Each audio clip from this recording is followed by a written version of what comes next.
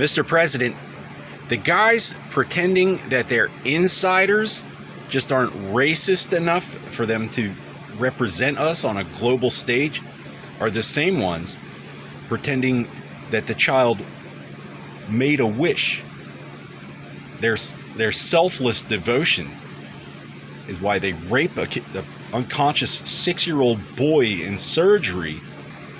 The UN stated mission purpose was to prevent World War III. And then they invite communists, Muslims, homos, and vigilante retards to the table with disciples of Christ and Moses. So the guys raping 6-year-old boys could pretend they thought we were negotiating and kill them before they find out. Maybe it was that guy. He's 6 years old. You're in a kindergarten. So they lured us into a stalemate and then smoked JFK and dragged us up and down the narrow strip of jungle for 9 years through a second diplomatic front, and then declared victory over Christ on behalf of Satan with Roe versus Wade. Mr. President, I don't know if you know who I am. My name is Noel D. Smith, formerly decorated so-and-so with the yada yada. Perhaps you've heard of us. I am a surviving victim of political child exploitation and expert witness to crimes against church and state, investigating international pharmaceutical, industrial, and political sabotage, foreign exchange manipulation, and fraud, etc. If that's allowed, I don't want to step on anybody's toes.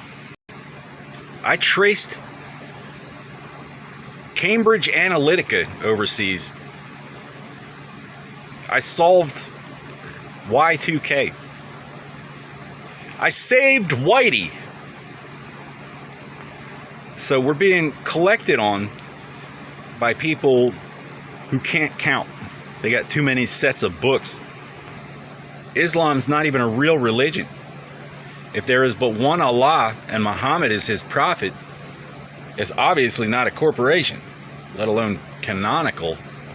Mr. President, Nigeria changed their legal age of consent from 11 years old to 18 last year, 2024.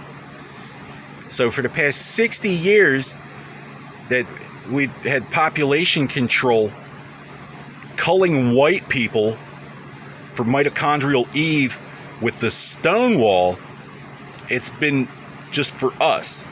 They've been mating with 11-year-olds. There's always a better excuse. There's always some excuse. Islam believes our ancestors escaped enslavement by theirs, and we are all born fugitives of a debt that can never be repaid. But the Scottish invented criminal forensics. If there's Muslims, we can afford it. Like, how are we going to pay for it? They don't acknowledge whatever we repay anyway. Democracy is an unruly slave uprising to be managed and put down. How are we going to pay for it? What's one less Muslim country? Why scapegoat someone for espionage if there's no spy? Why scapegoat anyone for heresy if there's no heretic? My Pope dies mysteriously and they dress my president funny for the funeral. That's what they do. They dress people up. That's why surveillance is so all important. They can't risk a fingerprint. 200,000 skinnies starved to death. To justify humanitarian intervention in Somalia, official story, it goes to follow they ate our pilots. If they ate our pilots, we're under no moral obligation to negotiate. There's more to religion than just corralling all the little blonde kids for some global dope zombie program. Benghazi was a catastrophe. It was an atrocity, a travesty, an embarrassment.